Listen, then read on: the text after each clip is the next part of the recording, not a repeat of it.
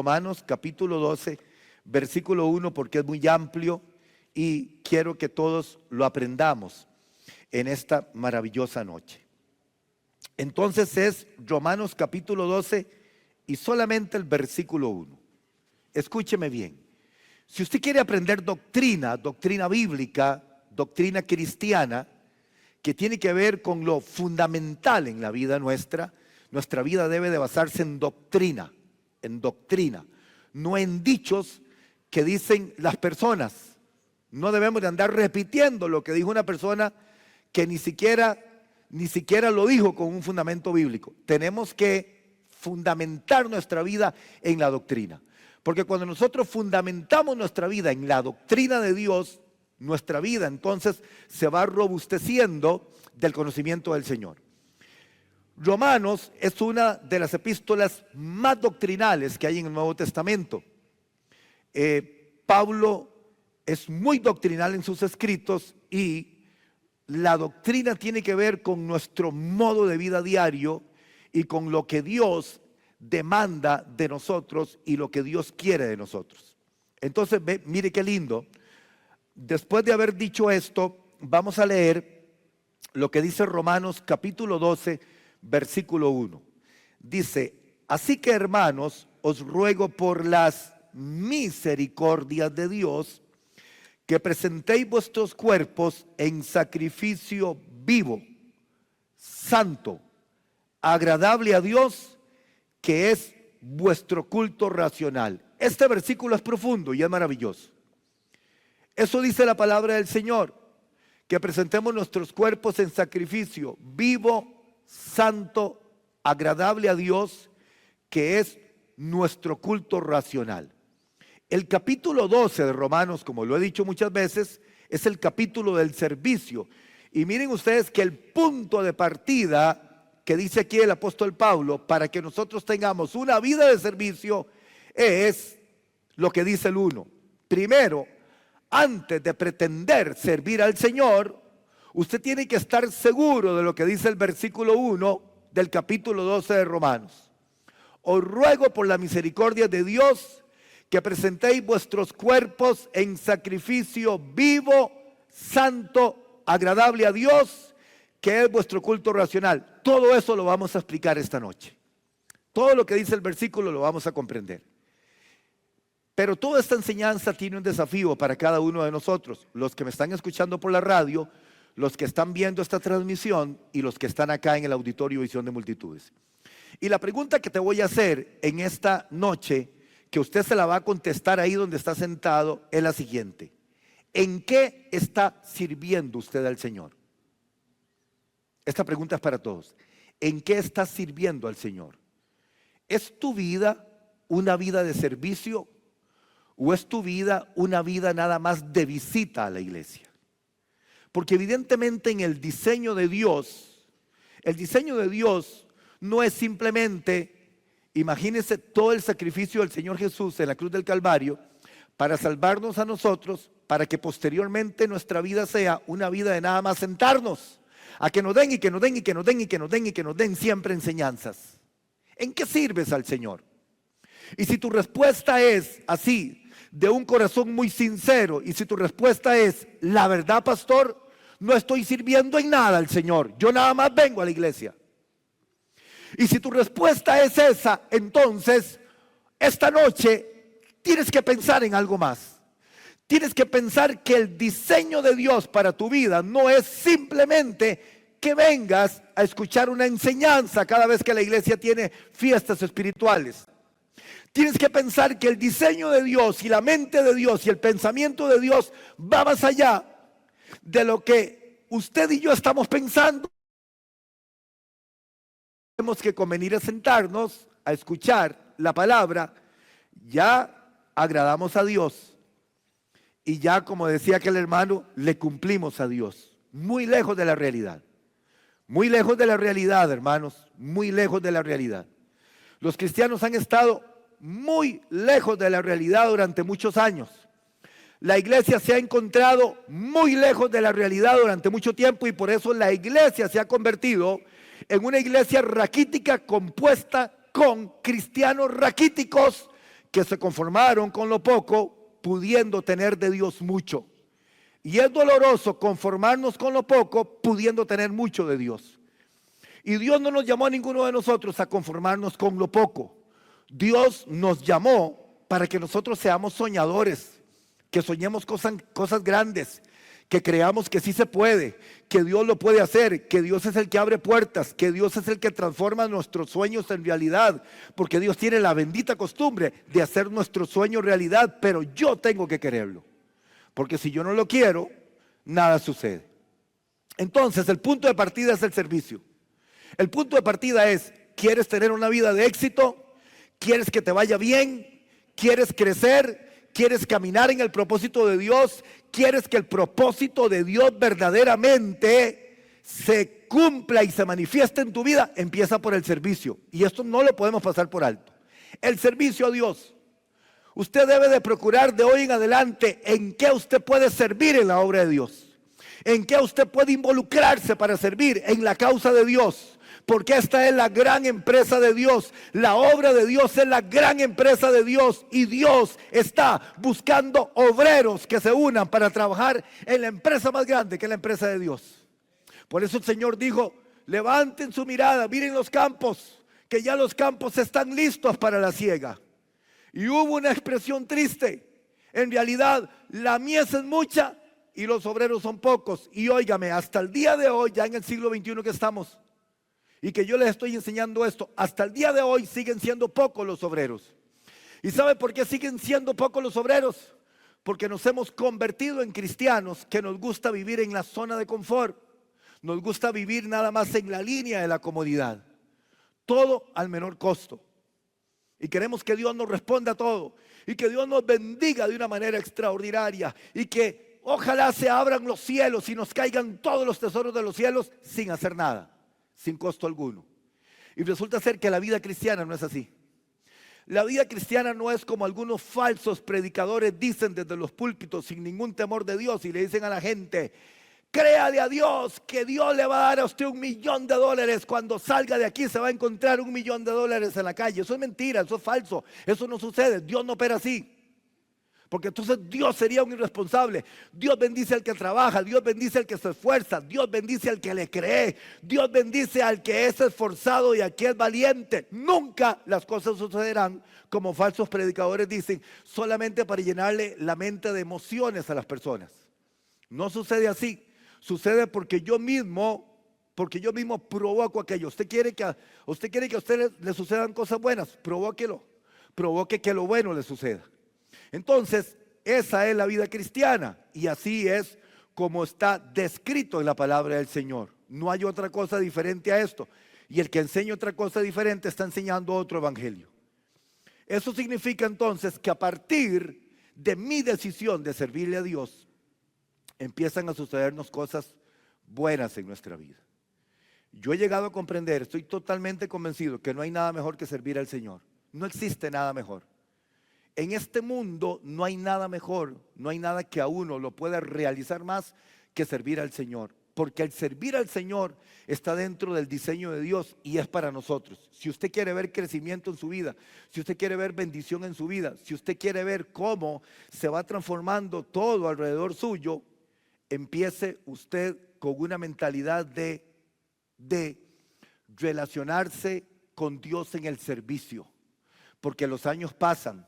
Los años se van. La Biblia dice que la fortaleza de la juventud o el tesoro de la juventud es su fuerza. Pero las fuerzas paulatinamente se van acabando. Y a veces nosotros dejamos que pasen los años y que pasen los años y que pase el tiempo en una actitud totalmente pasiva. Pero vean lo imperativo del versículo 1. Es imperativo, pero además está lleno de misericordia, porque Pablo dice, os ruego por la misericordia de Dios.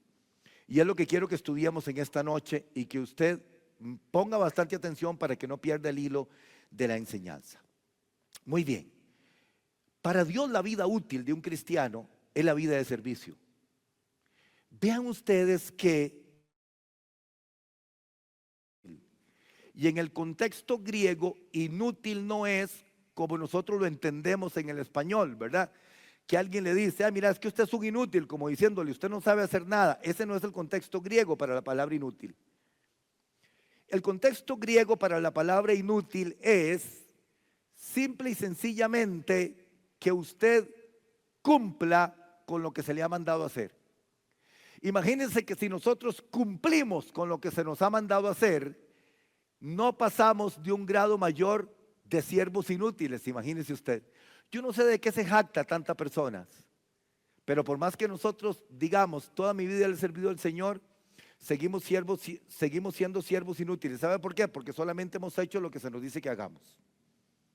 Y es triste ni siquiera llegar al grado de siervo inútil. Es triste. Y esto nos tiene que hacer meditar a todos, porque todos queremos lo mejor de Dios y queremos que Dios responda a todas nuestras oraciones. Pero ¿está alcanzando usted el grado de siervo inútil? Porque el grado de siervo inútil agrada a Dios. Y así la Biblia lo enseña. El grado de siervo inútil agrada a Dios. No podemos ser más que eso, porque eso es lo que se nos ha demandado. Es más, cuando la Biblia dice, cuando el Señor dice, mi buen siervo y fiel, un día que estemos en la presencia del Señor, en lo poco has sido fiel, en lo mucho te pondré. ¿Qué es lo poco? Lo poco es el grado del siervo inútil, eso es lo poco. En lo poco fuiste fiel, yo te voy a poner en lo mucho. Te voy a poner en lo mucho porque fuiste un siervo inútil en la tierra. Vea qué ambivalencias tiene la Biblia, que para nosotros sería como raro, ¿verdad? Pero en el original griego no es así. Como fuiste un siervo inútil, o sea, en otras palabras, como cumpliste con lo que yo te dije. Vean qué tremendo esto. Si cumples con lo que Dios te ha dicho y tu vida la dedicas a una vida de servicio, eres siervo inútil. Pero el siervo inútil agrada a Dios desde el contexto de ser inútil en la raíz griega, ¿verdad? No inútil que no sé hacer nada, sino inútil que hago lo que Dios me ha dicho que debo de hacer. Cuando yo hago lo que Dios me ha dicho que debo de hacer, es el grado de siervo inútil. El otro escalón no lo podemos nosotros escalar en esta tierra. El pasar del grado de siervo inútil es imposible para nosotros en esta tierra. Sucederá una vez que dejemos el cuerpo. Pero en el cuerpo solamente podremos ser siervos inútiles. La pregunta mía ¿eres un siervo inútil? Ser siervo inútil es bueno, de acuerdo al contexto bíblico, pero hay gente que ni siquiera se muere y ni siquiera llegó al grado de siervo inútil. Siervo inútil es lo que te demanda Dios que hagas. Y siervo inútil es aquello que Dios dice en lo poco. Cuando dices, tengo mucho que hacer, tengo mucho trabajo, pero el servir a Dios es mi mayor deleite, eso Dios lo toma en cuenta como si fuera un ahorro en la cuenta del Señor en tu vida. Y entonces todas estas cosas, hermano, vienen a abundar en bendición para nosotros. Es cuando entonces llegamos a la presencia del Señor y escuchamos aquella voz que dice, venga mi buen siervo y fiel, en lo poco fuiste fiel, en lo mucho te pondré. Ven a disfrutar de las delicias que tiene Dios para ti. Lo poco, lo que hiciste, pero lo hiciste con fidelidad. Lo poco, el haber sido siervo inútil. Lo mucho, lo que Dios tiene preparado en gloria para nosotros. Ve qué impresionante esto. Es lo contrario de aquella otra expresión. No todo el que me dice Señor, Señor entrará al reino de los cielos, sino el que hace la voluntad de mi Padre que está en los cielos. En aquel día me dirán, Señor, en tu nombre eché fuera demonios, en tu nombre hablamos nuevas lenguas, en tu nombre hicimos muchas cosas, y yo les diré, apartados de mí, no os conozco, hacedores de maldad. Es la otra parte, ¿vieron? Es la otra parte. Entonces, quiere decir que esto nos pone a nosotros en una situación de analizar verdaderamente nuestra vida. Hay gente que se guarda del pecado, pero no se guarda de esto. Hay gente que está viendo a ver cómo no se va en el abismo, pero su vida en cuanto al servicio está descuidada. Entonces se guarda de una cosa, pero en otra está estancado. Quiero hacerte pensar en esta noche que así como estamos, no estamos agradando a Dios. Aunque nosotros pensemos que estamos agradando a Dios, creería más que es un engaño del diablo. Creería más que el diablo quiere verte muy pasivo, muy tranquilo en la iglesia, quiere verte inofensivo en la iglesia, quiere verte casi inerte en la iglesia, quiere verte muy pasivo en la iglesia. Irrumpe en el mundo espiritual para nada. Así quiere el diablo que sea la iglesia, así quiere el diablo que sean los cristianos. Al diablo le sirve que la iglesia sea pasiva. Y al diablo le sirve que los cristianos sean pasivos. Al diablo le sirve que la gente no sirva en el reino de Dios. Claro, al diablo eso le conviene. Al diablo le conviene que usted sea un oyente nada más. Que usted sea un hombre oyente, que usted sea una mujer oyente, que usted sea un crítico de la palabra. Y que usted diga eso que dice el pastor, ya yo me lo sé porque yo le he leído mucho. Al diablo le sirve eso. Al diablo le sirve que usted se quede nada más con las palabras y no vaya a la acción. Y ese es el engaño que hemos tenido por años en la iglesia, que nos hemos convertido en gente inofensiva en el reino de Dios. ¿En qué estás incomodando a Satanás? ¿En qué con tu vida incomodas a Satanás? ¿En qué con tu accionar diario estás provocándole dolores de cabeza a los demonios? Caso contrario, ustedes recuerdan la iglesia del primer siglo, la gente decía, ahí vienen los que trastornan el mundo. Usted sabe la definición que tenían de los cristianos. Ahí vienen los que trastornan el mundo. Hoy dirían, ahí vienen los que les da vergüenza andar con la Biblia. Hoy dirían, ahí vienen aquellos que ni la Biblia traen a la iglesia. Y el diablo feliz, el diablo dice, siga siendo así, papito, así me gusta que seas. Que ni siquiera leas la Biblia, que te dé vergüenza andar con la Biblia, así te quiere el diablo. Y a veces pensamos que estamos agradando a Dios de esta manera. A veces pienso que puede mucha gente estar agradando más al diablo que a Dios con la manera de vivir. Entonces, el punto de partida es maravilloso. Y vean ustedes que cuando escudriñamos el versículo aprendemos mucho. Muy bien, Pablo dice, os ruego, es un ruego, os ruego. Pablo muchas veces da órdenes en sus epístolas, aquí es un ruego, os ruego por las misericordias de Dios. Y aquí tenemos que detenernos. ¿Cuáles son las misericordias de Dios en nuestra vida? ¿Cuáles son las misericordias de Dios? ¿Sabe por qué usted y yo estamos aquí? Porque Dios ha sido muy misericordioso con nosotros. Por eso estamos aquí. Porque en momentos en que ni siquiera usted y yo merecíamos nada, porque en realidad no merecemos nada, y aún no merecemos nada, nos hace merecedores el Señor Jesús, pero en realidad no merecemos nada. Y cuando la gente dice, ay, es que yo me merezco esto, en realidad, hermano, cuando usted se detiene a meditarlo bien, usted dice, la verdad yo no me merezco nada.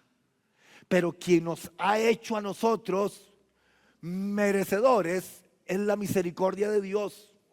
Porque si no fuera la misericordia de Dios, ¿dónde estaríamos nosotros hoy?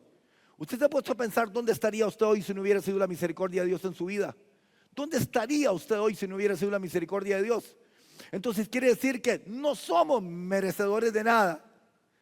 Somos merecedores porque Él nos ha hecho merecedores por su gracia y por su misericordia. Entonces Pablo resalta esto aquí en esta epístola y dice, yo ruego por la misericordia de Dios. O sea, es como un alto para decirte, piensa en la misericordia de Dios. Y te ruego que por esas misericordias de Dios en tu vida, entonces vaya usted a la otra acción del cual dice el versículo. ¿Cuáles son las misericordias de Dios? Algunas cosas. Vean, nosotros hemos sido justificados. Hemos sido santificados. Rápidamente, justificados. Yo he hablado mucho aquí qué significa ser justificado.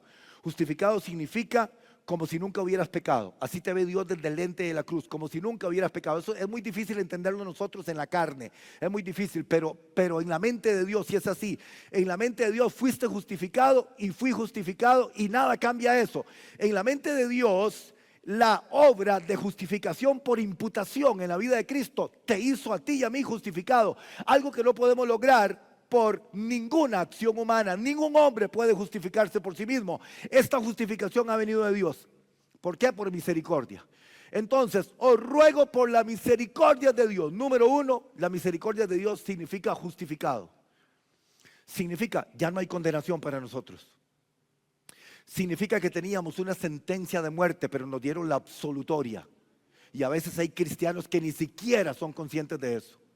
Significa que la vida de nosotros no tenía solución, que la sentencia era muerte eterna, pero de pronto nos justificaron y nos absolvieron. Eso significa. Eso tiene que ver con misericordia de Dios. Una cosa es misericordia y otra cosa es gracia. Acuérdese, gracia es el don del cielo, el charisma en griego. Lo que me regalaron sin yo merecerlo y que tampoco tengo cómo retribuirlo. Eso es gracia. Gracia es lo que viene de Dios. Entonces, la operación de la gracia y de la misericordia en mi vida,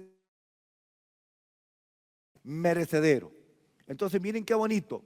Gracia, el don de Dios, el regalo de Dios, el charisma de Dios.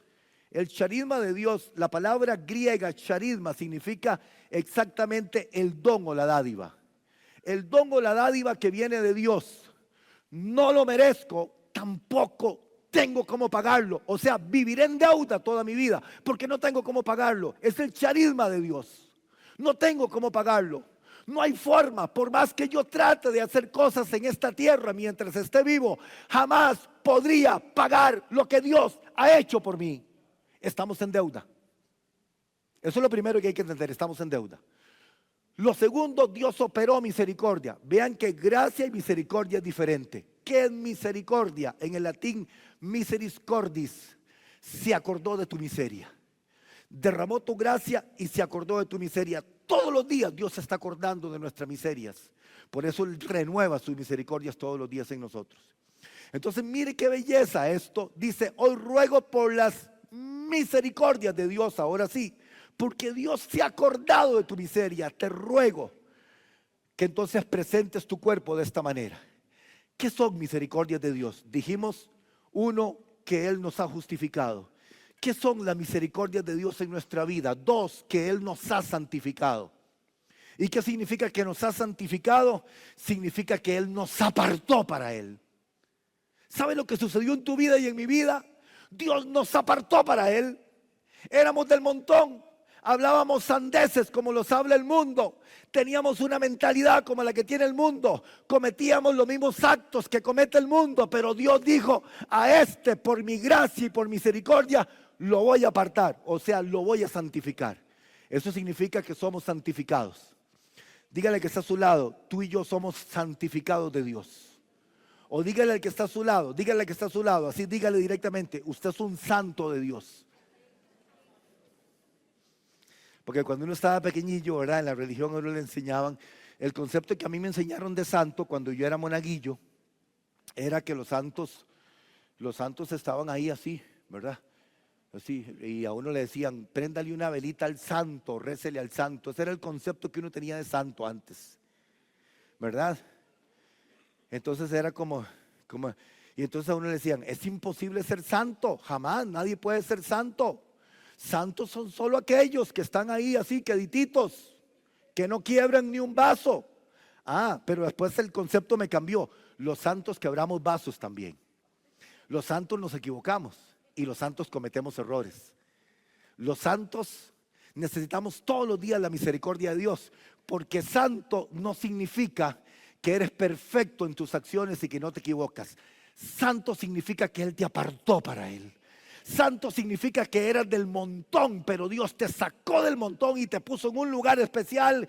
Y Dios dijo, esta fue la pronunciación de Dios, con este yo voy a hacer cosas grandes si él se deja. Con esta mujer yo voy a hacer cosas grandes si ella se deja. En la mente de Dios, eso es lo que Dios ha determinado hacer con cada uno de nosotros si nos dejamos. Pero Él te apartó. Te sacó del montón y te apartó. Entonces, cuando Pablo dice, os ruego por la misericordia de Dios, acuérdate que Él te ha santificado, que Él te ha hecho santo. Otra cosa que tiene que ver con la misericordia de Dios, Él te hizo hijo de Dios por misericordia. Ve qué cosas más lindas, te justificó para siempre, te santificó para siempre y te hizo hijo de Dios para siempre. ¿Qué significa? Que el hecho de ser hijos será para siempre. Y póngame mucha atención porque esto es doctrina también. El que es hijo de Dios para siempre. ¿Oyó esto? Dios no es un Dios que se arrepiente de sus hijos. el que es hijo de Dios, usted se siente hijo de Dios. Usted se tiene que sentir hijo de Dios, tiene que tener mentalidad de hijo y tiene que vivir como hijo. Porque el que es hijo de Dios no es hijo de Dios en su mente, es hijo de Dios porque Dios lo hizo hijo de él. Eso significa legitimidad espiritual. Somos hijos legítimos de Dios espiritualmente hablando, porque Dios nos hizo sus hijos. Entonces, esa paternidad de Dios tiene que ver con misericordia de Dios y es para siempre. Dios no aborta a sus hijos. Entonces el Señor Jesús dice, si vosotros siendo malos sabéis dar buenas dádivas a vuestros hijos. Todos los padres quieren que a los hijos les vaya bien y las madres quieren que a sus hijos les vaya bien. Y nosotros siendo malos significa ser bueno relativo, eso significa malo. Malo significa ser bueno relativo. Dios es bueno absoluto. Los seres humanos, pero también somos malos. Entonces, el calificativo de malo no nos lo vamos a quitar nunca de encima. Somos malos, santificados, justificados. Pero somos buenos relativos, que es lo mismo que también actuamos muchas veces con maldad. No somos buenos en la virtud del atributo de Dios, que Dios es bueno sin defecto. Por eso el Señor corrigió al joven rico, ¿recuerdan? El joven rico llegó y le dijo, maestro bueno, pero Jesús estaba hablando con el joven rico en su condición humana. Acuérdese que Jesús fue 100% hombre, 100% Dios. Dios se hizo hombre para morir por nosotros en nuestro lugar. Era necesario que Él asumiera la forma de hombre. Haya pues en vosotros este sentir que hubo también en Cristo Jesús, el cual siendo Dios no estimó el ser igual a Dios como cosa que aferrarse, sino que se despojó, kenum, se vació de su gloria. Es la palabra griega, el verbo griego conjugado en el pasado, kenum, se vació de su gloria para ser como uno de nosotros. Entonces, como Él se vació de su gloria, el joven rico viene a hablarle en la condición humana de Jesús. Esto es profundo, pero al mismo tiempo es profundo, pero es fácil entenderlo en nuestra condición humana mientras estemos acá. Se vació de su gloria, pero siguió siendo Dios. ¿Vieron? Siguió siendo Dios, pero se vació de su gloria. O sea, se limitó de su grandeza para ser como usted y como yo. Entonces, en esa limitación del Señor Jesús se encuentra el joven rico. El joven rico llega corriendo y le dice, maestro bueno. Y lo primero que el Señor Jesús hace es corregirlo. Y le dice, ¿por qué me llamas bueno? Lo que Jesús le estaba diciendo es, este atributo solamente lo tiene el Padre. No lo tengo yo, ni lo tiene usted, ni lo tiene ningún ser humano. Bueno, solo Dios. Porque es bueno en lo absoluto. Y es bueno sin defecto y sin error. Los seres humanos son buenos relativamente. Por eso ningún bueno se va al cielo. En el infierno hay mucha gente buena. ¿Quiénes se van al cielo? Los pecadores arrepentidos, no los buenos. Usted por ser buena gente no se va a ir al cielo. En la religión alguien decía, va a haber, no sé si usted recuerda eso, los que fueron antes de ser cristiano de la religión tradicional. Entonces decían, va a haber una subasta en el pueblo. Y entonces decía el que más tenía, yo voy a regalar 3 vacas para la subasta. Ese decía, con regalar esas 3 vacas me voy a salvar. Totalmente equivocado. No es por ser bueno, ni por hacer buenas obras que nosotros nos vamos al cielo. Nos vamos al cielo por arrepentimiento verdadero. Ve, entonces esta expresión bueno, maestro bueno, el Señor Jesús lo corrige porque el Señor Jesús estaba limitado de su gloria cuando el joven rico le dijo eso. Si el Señor Jesús hubiera estado en la condición ya de la resurrección, en la transformación, posiblemente se hubiera aceptado porque tenía ya la majestad de Dios en su vida. En el principio era el verbo y el verbo era con Dios y el verbo era Dios. Pero en la condición humana, Él le dijo, ¿por qué me llamas bueno? Te equivocaste, no soy bueno. Entonces, esta operación de Dios en nuestra vida nos ha hecho a nosotros hijos de Dios. Ahora somos hijos de Dios por una operación directamente que viene desde el trono de Dios. Eso no se puede alcanzar en esta tierra. no se adquiere con nada. Ningún ser humano puede ni justificarse a sí mismo, ni santificarse a sí mismo, ni hacerse a sí mismo hijo de Dios. ¿Qué es esto entonces? Misericordias de Dios. Otra misericordia de Dios, hay muchas. Fuimos adoptados por Él. Esta es otra misericordia de Dios. Otra misericordia de Dios, en nosotros habita el Espíritu Santo. Somos ayudados por el Espíritu Santo. Todo eso son misericordias de Dios en nuestra vida. Dios te ayuda en tu debilidad. Dios nos ayuda en nuestra debilidad. Son misericordias de Dios. Dios nos perdona a pesar de, son misericordias de Dios. Entonces Pablo dice, os ruego por la misericordia de Dios. Acuérdese de la misericordia de Dios. Eso significa cada vez que vienes a la iglesia, acuérdate de la misericordia de Dios. Cada vez que abres tus ojos, acuérdate de la misericordia de Dios. A veces pensamos que le estamos haciendo un favor a Dios. Yo no le hago un favor a Dios con estar aquí predicando. No. Yo estoy predicando aquí por pura misericordia de Dios. Yo no le hago un favor a Dios. Simplemente si no lo hago, Dios buscará otro que lo haga. Nosotros no le hacemos un favor a Dios. Nosotros es por misericordia que le servimos. Y ninguno de nosotros somos indispensables. Somos necesarios, pero no somos indispensables. Entonces yo no le hago un favor a Dios. El día que alguien no quiera, Dios dice, está bien, hágase un ladito, quédese usted ahí queditito, voy a usar a alguien que sí quiera.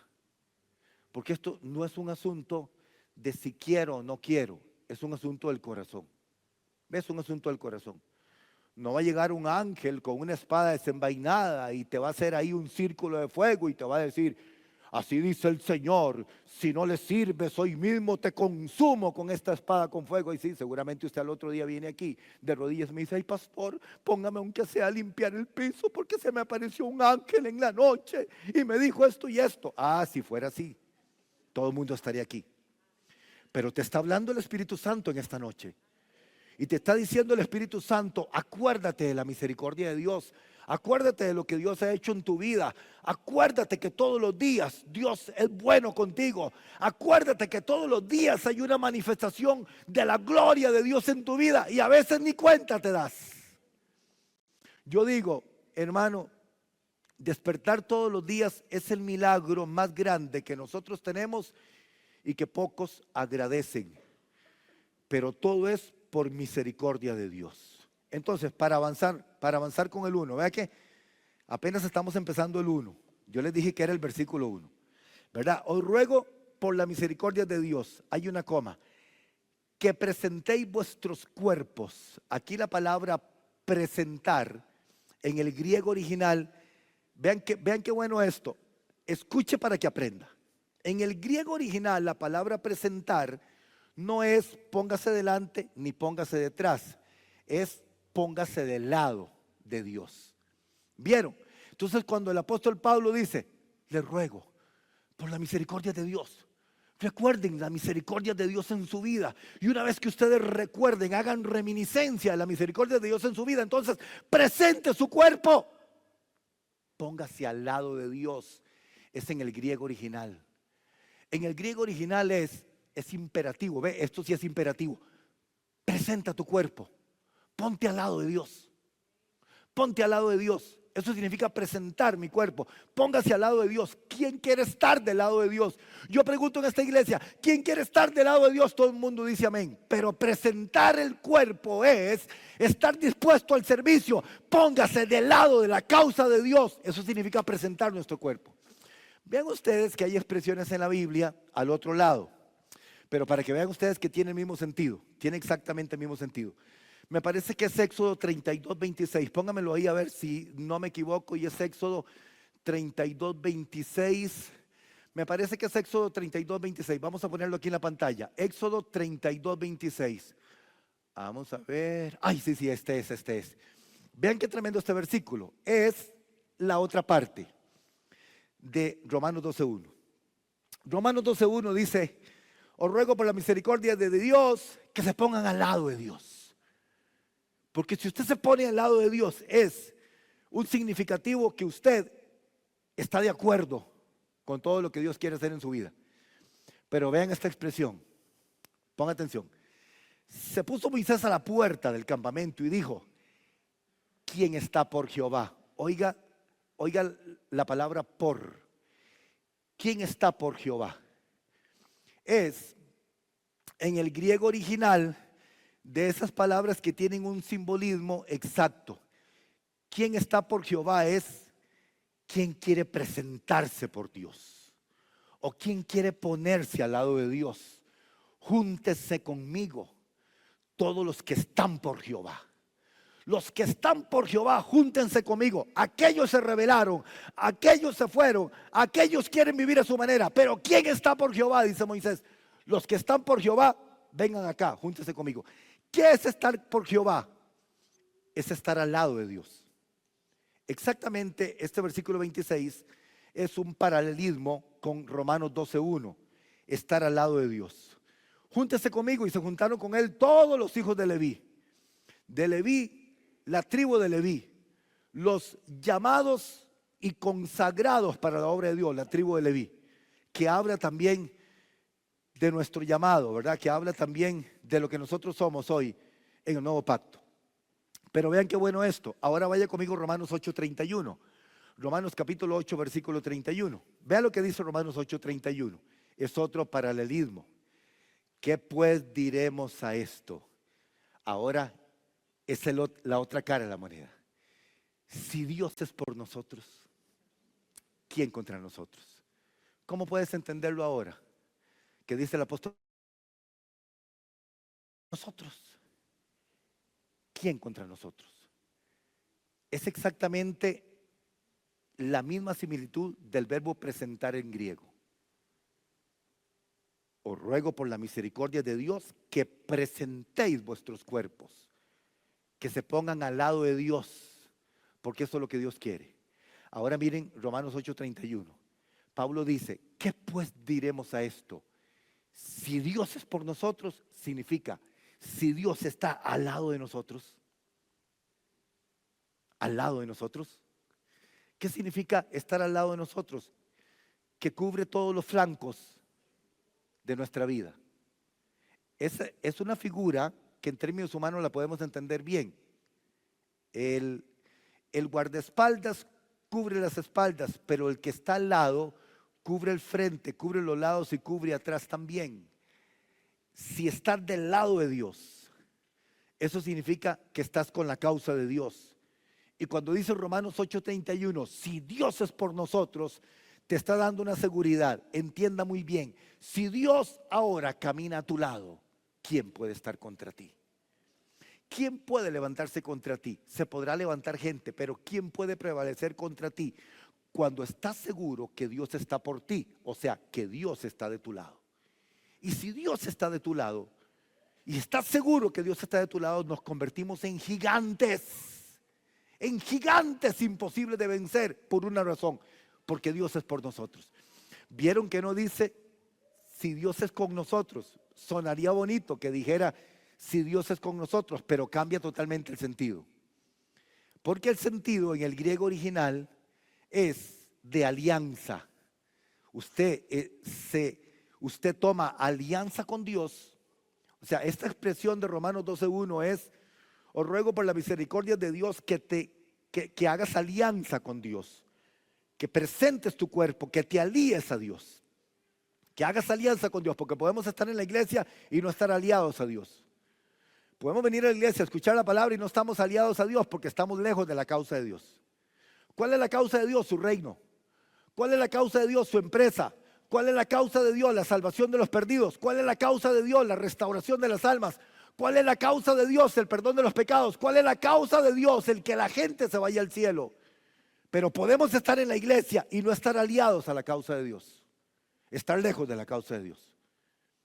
Entonces, lo que el apóstol Pablo ahora de manera imperativa dice: presenten vuestros cuerpos. Primero dice: yo les ruego que entiendan, reconozcan y recuerden la misericordia de Dios. Y una vez que lo hayan hecho, ahora pónganse del lado de Dios. Esto significa presentar nuestro cuerpo. Pero presentar nuestro cuerpo entonces lo dice aquí de varias maneras. Número uno, presentar nuestro cuerpo, número uno, en sacrificio vivo. ¿Qué es un sacrificio vivo? Un sacrificio vivo es lo contrario del sacrificio muerto. ¿Cómo era la figura en el Antiguo Testamento de lo que presentaban en el altar? Era un sacrificio inmolado. ¿Qué significa un sacrificio inmolado? Significa sin sangre. ¿Recuerdan? Cuando la Biblia dice el cordero inmolado, significa el cordero sin sangre. Cuando dice el cordero de Dios inmolado, significa el cordero de Dios desangrado. Eso significa la palabra inmolado. No contiene sangre la ofrenda. En el Antiguo Testamento degollaban el animal en el altar de tal manera que no quedara una gota de sangre en el animal. Porque la sangre era la vida y la sangre era la representación del perdón para el pueblo de Israel. Si en la sangre estaba la vida y la ofrenda era derramada de sangre el animal, por eso la ofrenda tenía que ser una ofrenda de sangre. Si no era una ofrenda de sangre, no era aceptada por Dios. Porque en la sangre estaba la vida, entonces la sangre era derramada al punto de que el animal era inmolado. El Señor Jesús fue inmolado por nosotros y la Biblia lo dice así, el cordero inmolado, el que derramó toda su sangre por nosotros. Entonces, sacrificio vivo es lo contrario de la ofrenda inmolada. No nos llama el Señor a hacer un sacrificio muerto, sino a hacer un sacrificio vivo para Él.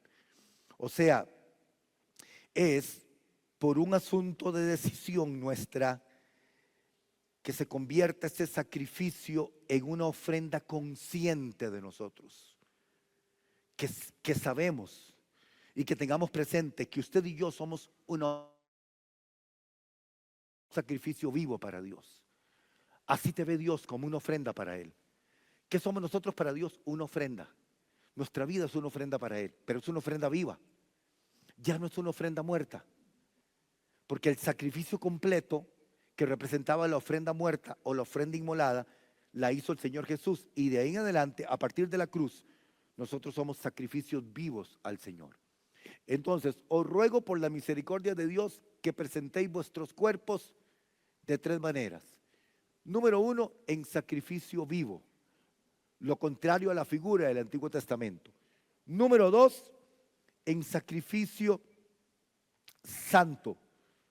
Este sacrificio santo significa que momento tras momento nosotros necesitamos en nuestra vida la necesidad de relacionarnos con la persona maravillosa del Espíritu Santo.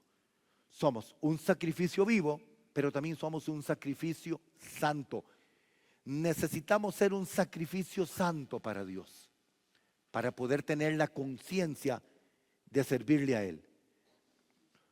¿Por qué necesitamos ser un sacrificio santo? Porque nosotros los cristianos tenemos tres enemigos.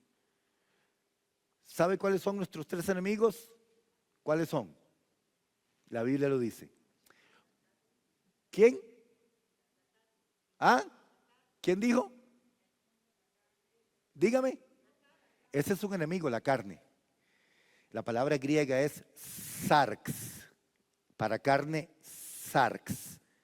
Aquello que busca satisfacción propia, el sarx.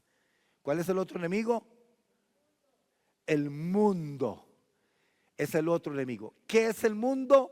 El presente siglo malo, o el sistema, o el pensamiento, o el estar alienado, no alineado, sino alienado al mundo, significa mentalidad con influencia del sistema. Eso significa la palabra alienado. Mente influenciada por el sistema. Entonces, ¿cuáles son los enemigos? Número uno, la. Número dos, el.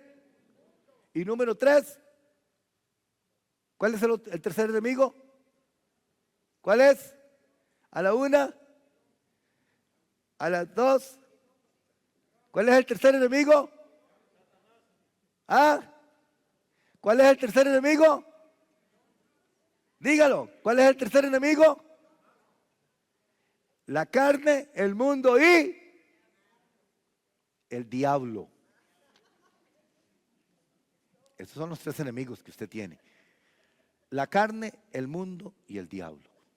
Usted tiene que luchar todos los días contra esos tres enemigos, no se lo olvide, porque la Biblia lo dice así.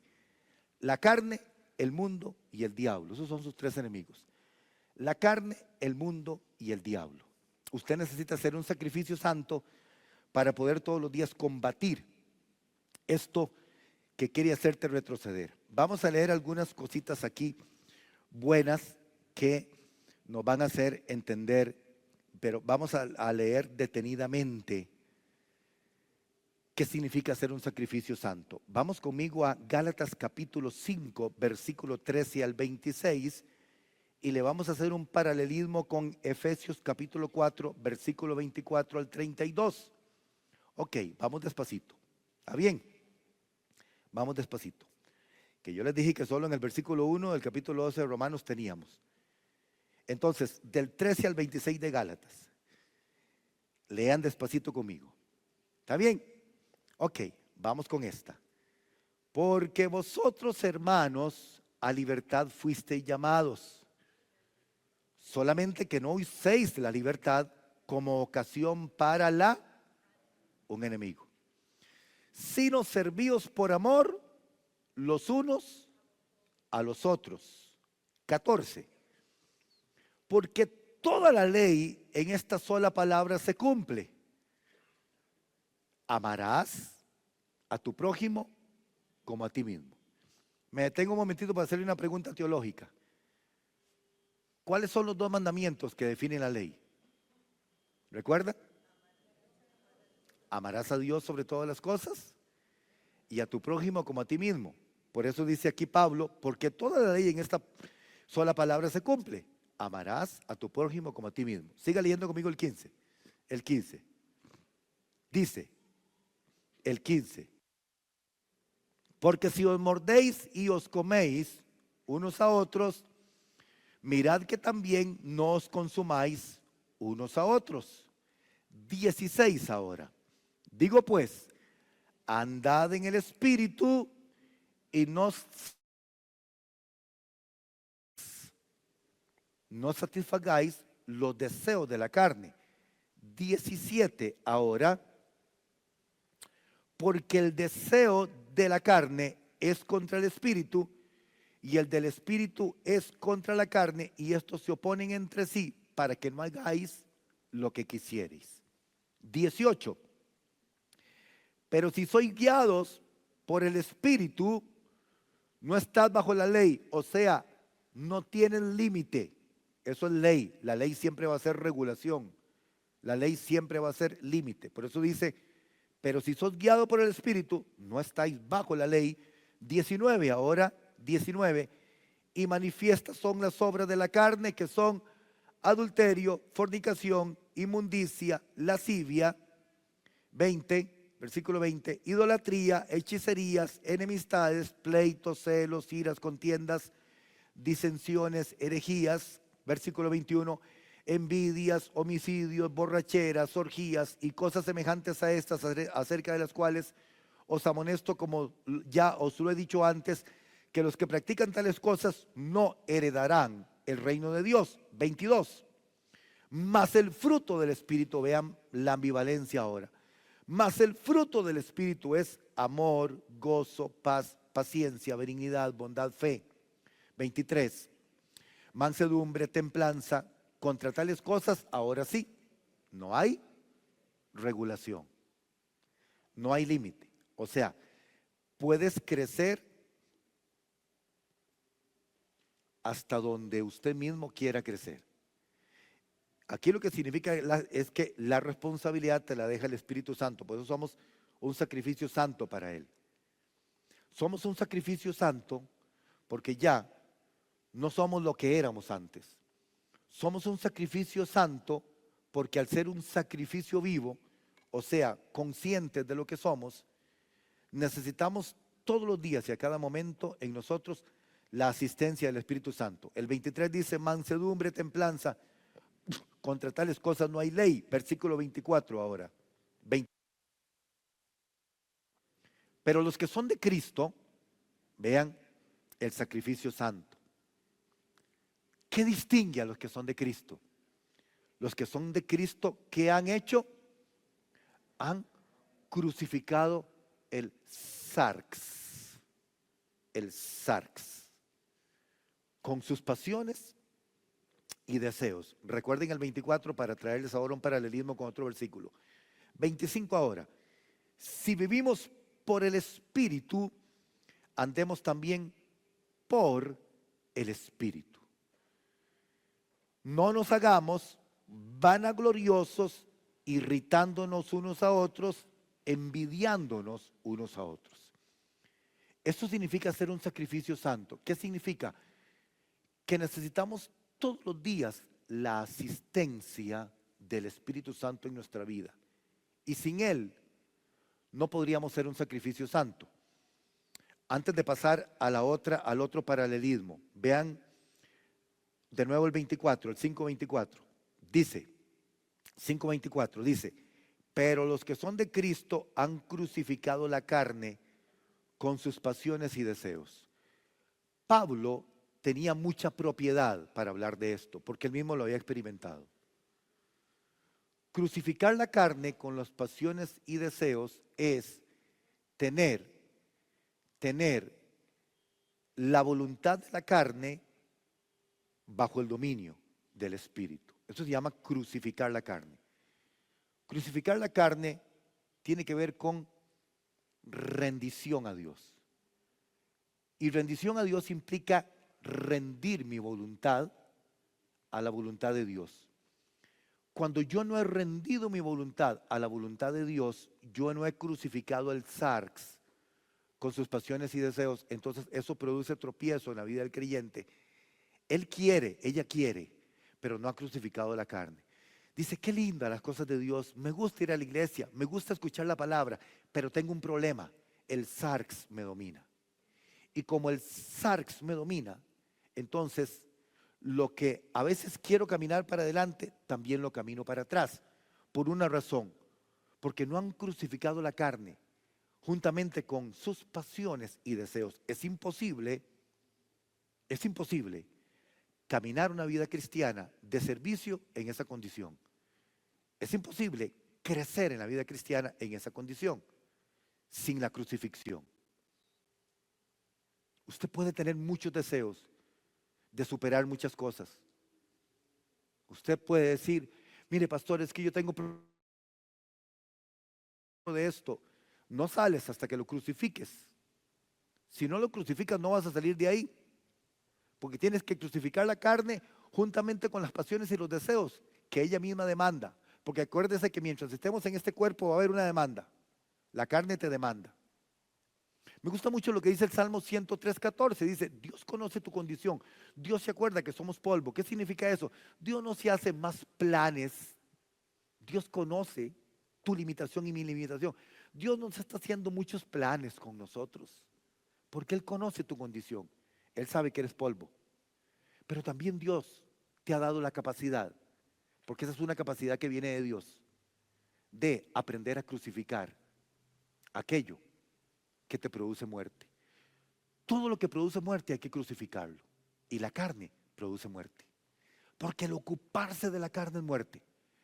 Pero el ocuparse del Espíritu es vida. Y el ocuparse del Espíritu es decidir obedecer para que mi voluntad sea sujetada a la voluntad de Dios. Rápidamente para no entretenernos mucho acá, pero recuerde lo que pasó con Adán. Adán le cedió su voluntad al enemigo. Con que Dios os ha dicho que de ese árbol que está ahí no deben de comer.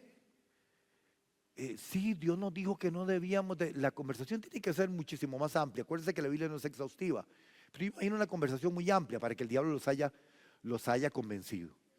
Pero más o menos así como, bueno, sí, Dios nos dijo que de todos estos árboles que están aquí nosotros podíamos comer.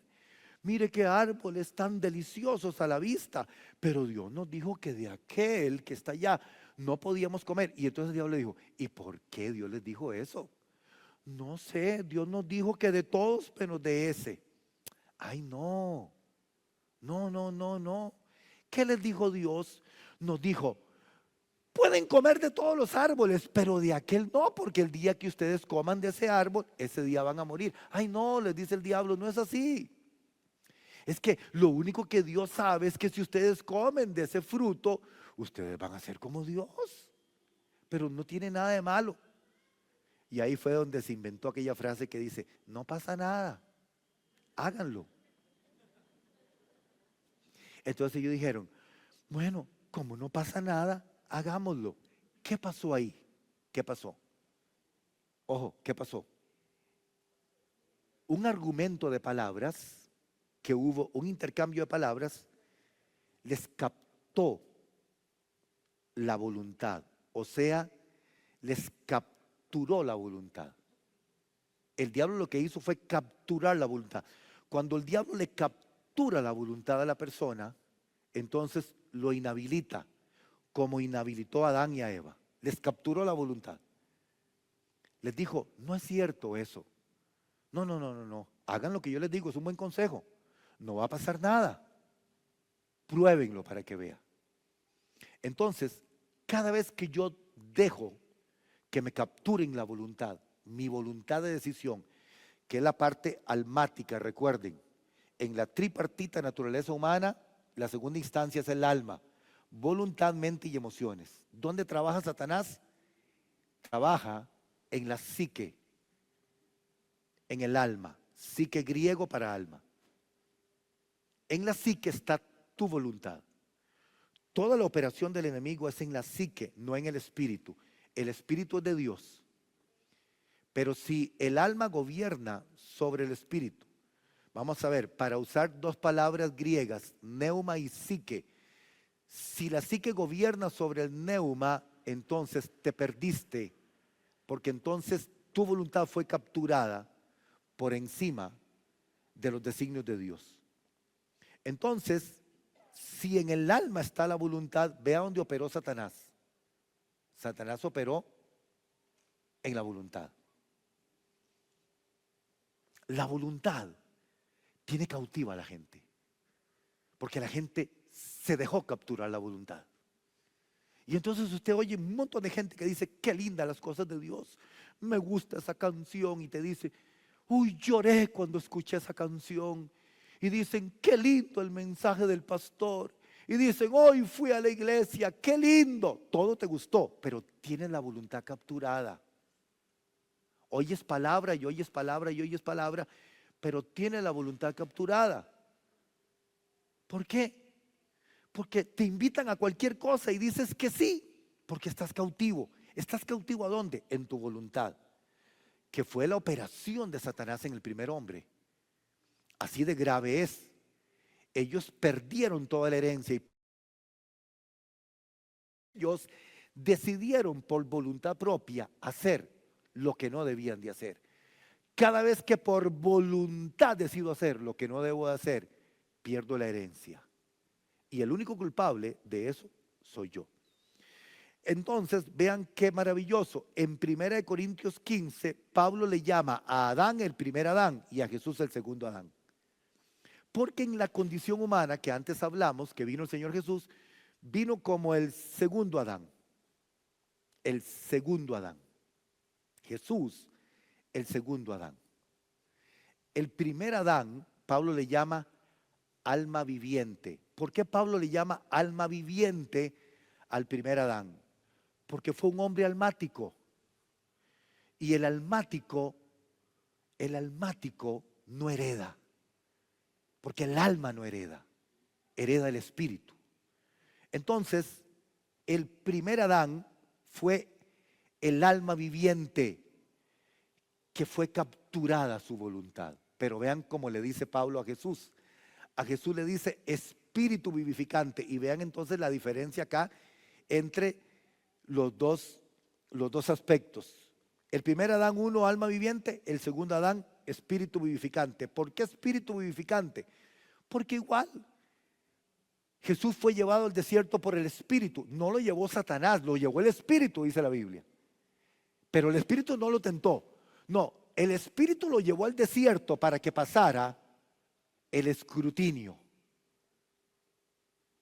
Porque el primer hombre no lo pudo pasar. El primer Adán no lo pudo pasar, el segundo Adán tenía que pasarlo.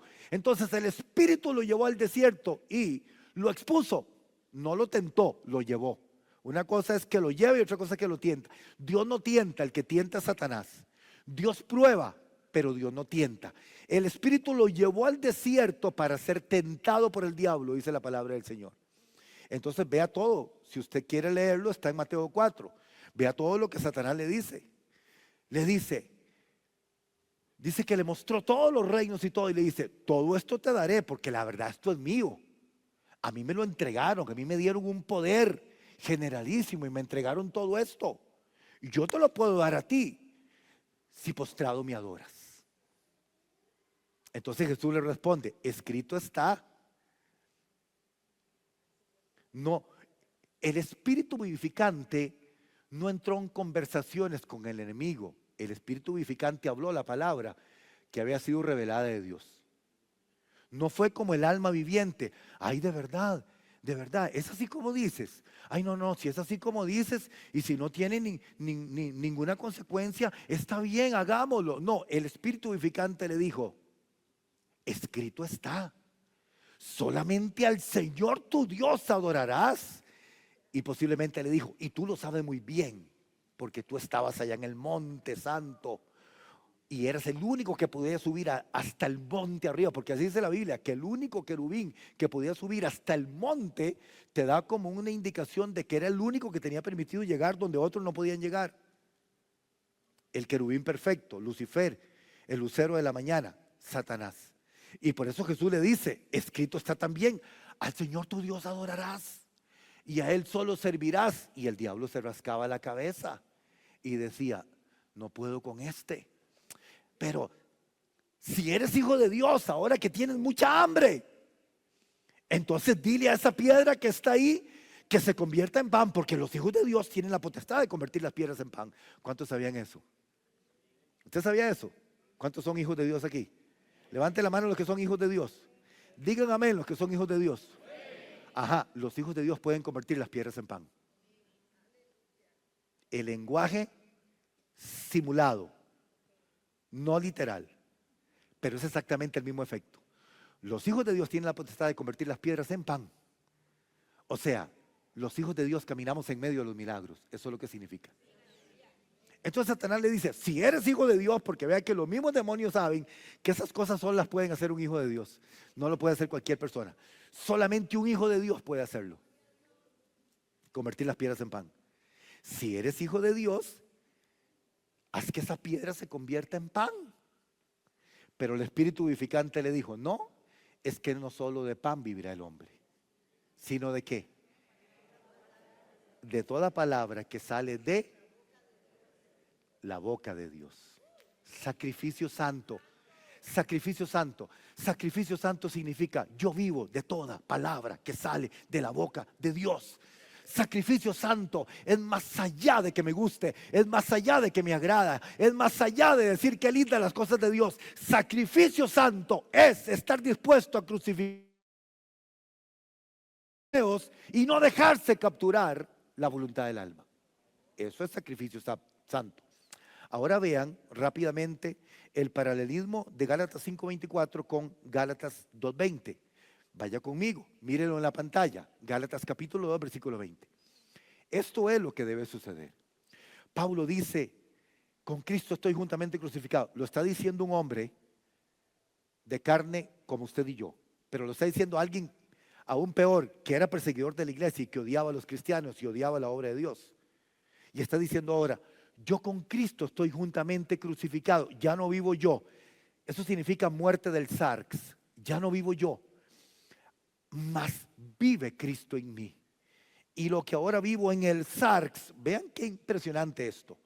Lo que ahora vivo en el sarx, yo lo vivo en la fe del Hijo de Dios, el cual me amó y se entregó a sí mismo por mí. Este versículo 20 nos habla de una voluntad rendida a la voluntad de Dios. Lo que ahora vivo en el sarx, lo que ahora vivo en la carne, yo lo vivo en la fe. Lo que ahora vivo en el alma, lo vivo en la fe. Mi voluntad está fusionada a la voluntad de Dios. Yo lo que ahora vivo en la carne, yo lo vivo para Dios. Ya la carne no tiene manifestación alguna porque está crucificada. Es exactamente lo que dijo en el 24 del 5, pero ahora lo dice en el 20 del 2. Los que son de Cristo han crucificado la carne con sus pasiones y deseos. Con Cristo estoy juntamente crucificado. Ya no vivo yo, ahora vive Cristo en mí. Lo que me queda por vivir en la carne, mientras esté en el cuerpo, dice Pablo, yo lo vivo en la fe del Hijo de Dios, el cual me amó y se entregó a sí mismo por mí. Eso significa, cuando el diablo llega a buscarte, no te va a encontrar porque estás crucificado con Cristo. Solo hay una forma que el enemigo venga a tratar de buscar. Es si el sarx no ha sido crucificado y la voluntad aún puede ser manipulada por el enemigo. No olviden nunca esto. Satanás trabaja manipulando la voluntad que está en el alma. Amén. Ok, hablamos de sacrificio vivo, hablamos de sacrificio santo, y cuando hablamos de sacrificio santo tuvimos que hablar de todo esto. Ahora vamos a terminar entendiendo qué significa ser un sacrificio agradable a Dios.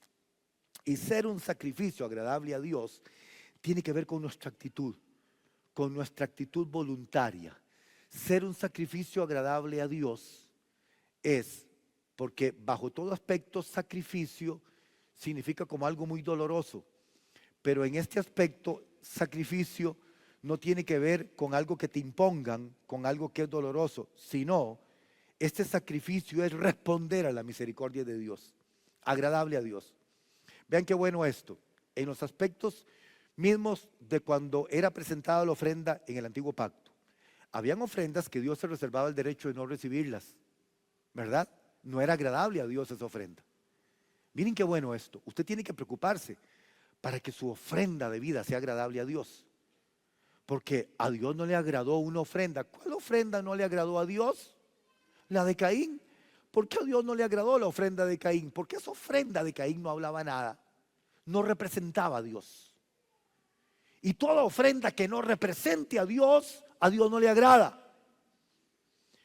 Toda ofrenda agradable a Dios es toda ofrenda que lo represente a Él. Y si mi vida lo representa a Él, entonces mi sacrificio es agradable a Dios. No es una imposición. No es porque me obligan, no es porque qué tirada tengo que hacerlo, es porque es agradable a Dios, y así es como Dios requiere que sea, agradable a Dios. Se trata de presentarnos delante de Él como ese sacrificio agradable que debe ser nuestra vida para que Dios lo acepte con agrado. Y voy a terminar leyendo 2 Corintios capítulo 5 versículo 8 al 10. Segunda de Corintios capítulo 5 versículo 8 al 10. Dice, pero confiamos y más quisiéramos estar ausentes del cuerpo y presentes al Señor. Vuelvan a poner el 8 rápidamente. Este versículo bota una teoría teológica de que el alma duerme. Y muchos otros más, porque algunos dicen que cuando uno muere el alma duerme hasta el día de la resurrección, pero Pablo dice aquí, pero confiamos y más quisiéramos estar ausentes del cuerpo y presentes en el Señor. Ausentes del cuerpo y presentes en el Señor es que a partir de que morimos inmediatamente estamos cara a cara con el Señor. Este es un versículo que bota esa teoría. Bueno, seguimos, 9, dice, por presentes, mire qué lindo, vea qué lindo esto. Por tanto, procuramos también, o ausentes o presentes. ¿Qué significa eso, ausentes o presentes? O ausentes del cuerpo o presentes en el cuerpo, de todas maneras hacerle como agradable al Señor. Vea lo que dice Pablo. Nuestra meta debe ser la siguiente, que tanto estando presentes como ausentes, igual le agrademos a Dios. Sería más fácil ausente, agradable a Dios, pero Pablo dice, ausentes o presentes, igual, somos un sacrificio agradable a Dios, ausentes o presentes. Y el 10, dice el 10, Porque es necesario que todos nosotros comparezcamos, este es un versículo que yo utilizo mucho, comparezcamos ante el bema, que es la palabra griega para tribunal de Cristo o estrado más alto, para que uno reciba según lo que haya hecho mientras estaba en el cuerpo, sea bueno o sea malo. Termino con esto.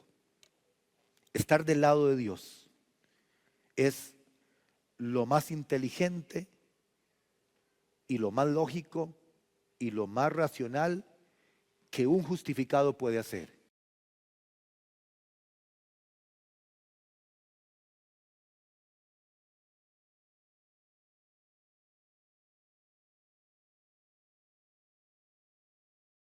Mientras estemos en el cuerpo, todos los días Dios nos está presentando la oportunidad de ponernos del lado de Él. Al final, cada uno decide. Pero por eso terminé con el versículo 10 de 2 Corintios 5. Porque tarde o temprano todos compareceremos ante el tribunal de Cristo para dar cuenta de lo que hicimos mientras estábamos en el cuerpo. Sea bueno o sea malo, eso no nos lo quitamos ninguno. Todos vamos a comparecer. Y nadie va a comparecer por usted. Usted tiene que comparecer por usted mismo. Y va a tener que dar cuenta usted si usted estuvo del lado de Dios o no estuvo del lado de Dios.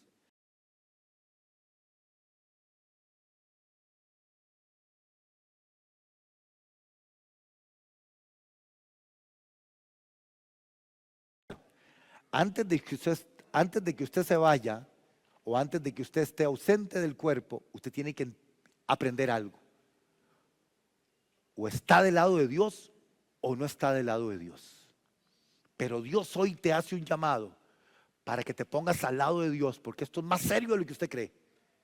Esto es más que pensar que estoy jugando a la iglesita, que vine porque me invitaron a venir, o vine porque me he sentido tan diablilla o tan diablillo últimamente que voy a ir para sentirme un poquito bien.